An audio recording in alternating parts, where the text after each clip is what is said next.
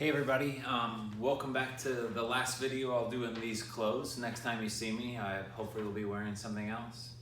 All right, you guys, we're gonna do the first part of 8.8. Now, 8.8 part 1, we are only gonna focus on the first equation, which is, I call A-PERT. A equals P times E to the RT. Now, whenever you look at that equation, you might think that there are 5 variables, but there are only 4. Remember that E is the natural number of 2.72. Now, another thing about these exponential equations, they're used in the finance world a lot. And if you ask your parents if they own a home, financial equations are actually very complicated. That's why there's so many of those loan calculators on the internet, right? So if your parents own their own home or trying to own it and have a mortgage, ask them about their amortization schedule, and you're like, what's an amortization schedule? And it just shows how much you owe on the house, how much you're paying to your principal versus your interest, and those numbers are always adjusting. At the beginning of your mortgage, you're paying more on your interest and less on your principal, but as your payments go further and further into it, you're paying more on your principal, less on your interest.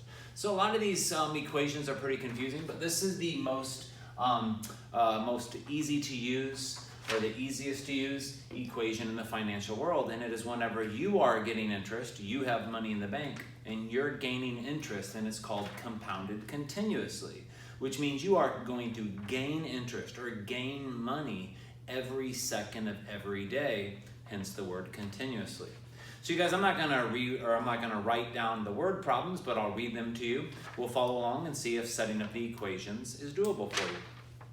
All right, so number 1, you guys, what you wanna do is you wanna figure out the ending amount, the starting amount, the interest rate, but it has to be written as a decimal. So if you see something like 7%, you'll have to move the decimal 2 places to put 0.07, and then the time, that has to be in years. So if they give you something not in years, you would have to convert it, but we're gonna try to give you everything in years. All right, you guys, so as reading it, I usually just rewrite my formula. Even though it's on my sheet, I like to rewrite it, and I like to see if I can fill in the pieces. Well, what I notice is he starts with $5,000, so that is my p-value. They give me the interest rate of 3.1%, and they give me the time of 2 years. And in the question, that always tells you what's going to remain the variable, and they said, how much will he end with, right? So you guys, we're going to have A is equal to, the initial money is $5,000, times E, which is 2.72, by the way, but it's raised to a power, and the interest rate is 3.1%, so it's got to be 0.031, times your time is 2.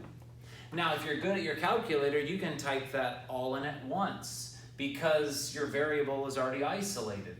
Or if you want to multiply those first and get a smaller number, then it's an E to a power.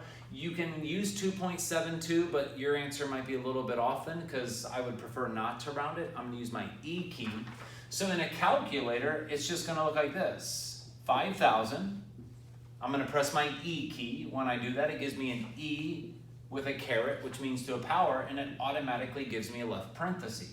So I'm going to type in 0.031 times 2, and I'm going to close my parentheses. If I type that in, I'll get my final solution, and you guys, since it is money, we should round to 2 decimal places. The ending amount of money is, I'll do my dollar symbol, $5,319, and rounded to the 100th place, 81 cents.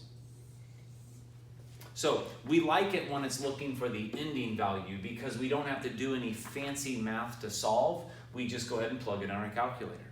But the next problem is not going to be as easy. So number 2, you guys, we have A equals PERT, A-PERT. Now, there's a little trick here. A lot of kids want to put 1,000 over on the A. Well, we can't do that because it says it wants to gain 1,000. Well, if you want to gain 1,000, you have 1,000 more than what you started with. So we might actually want to find that value first. Our starting value is $10,000. Well, if we gain 1,000, we'll end with $11,000. So when we have this, now we realize that one of those is going to be missing, either the interest rate or the time. Well, by looking at it, I see 4%, but it does say how long, and that means we don't know the time value. So it's multiplied by e to the 4% is 0.04, and we keep t a variable. So now we're looking at it like, oh, this is a lot harder. Well, this is actually an exponential equation, so we have to use logarithms to solve because we won't be able to get the bases to be the same.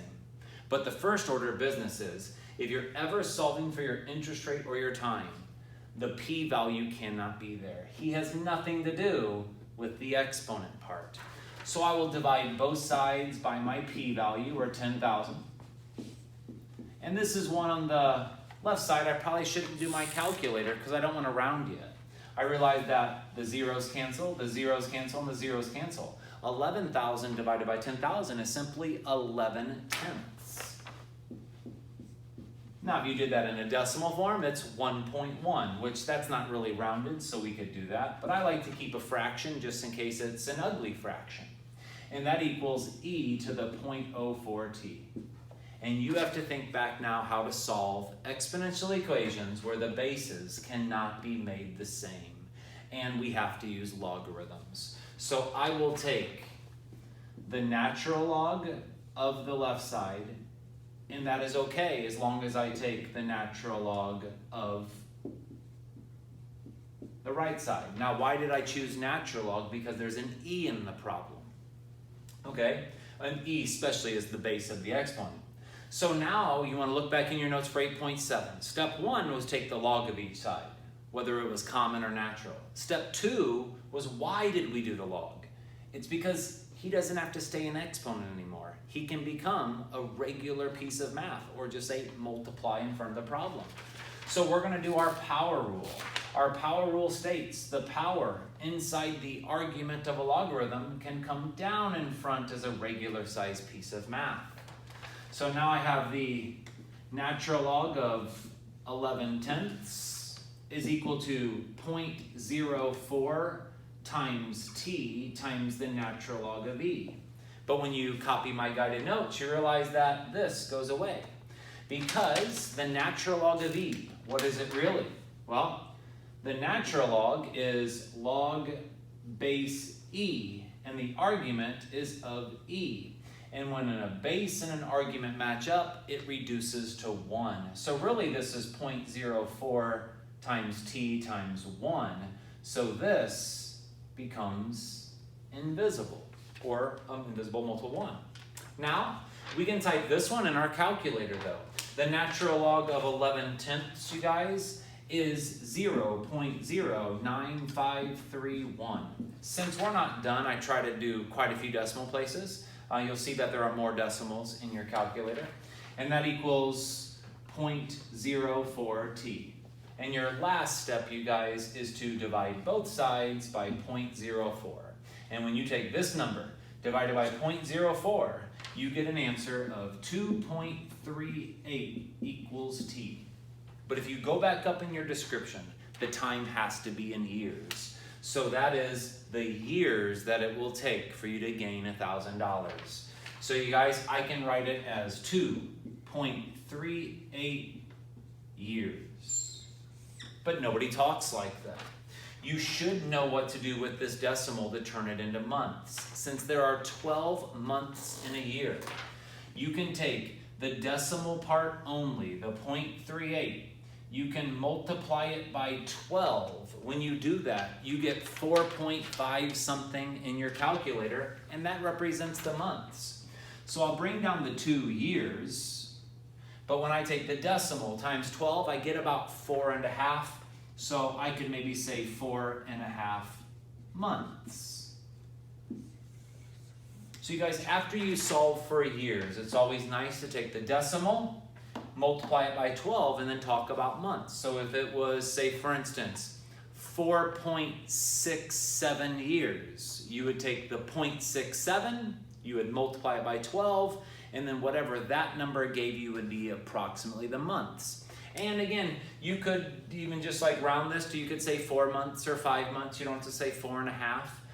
but that's how you're gonna work with these problems. Now, number 3, you guys, is in your guided notes. I'll let you look at that one and see if you have any questions. If you do, give me a little shout on Google Classroom and I'll do my best to help you out. Otherwise, try your examples. That's all I have for you today. So hope you're staying happy and healthy. And you guys, it's your boy, Mr. P.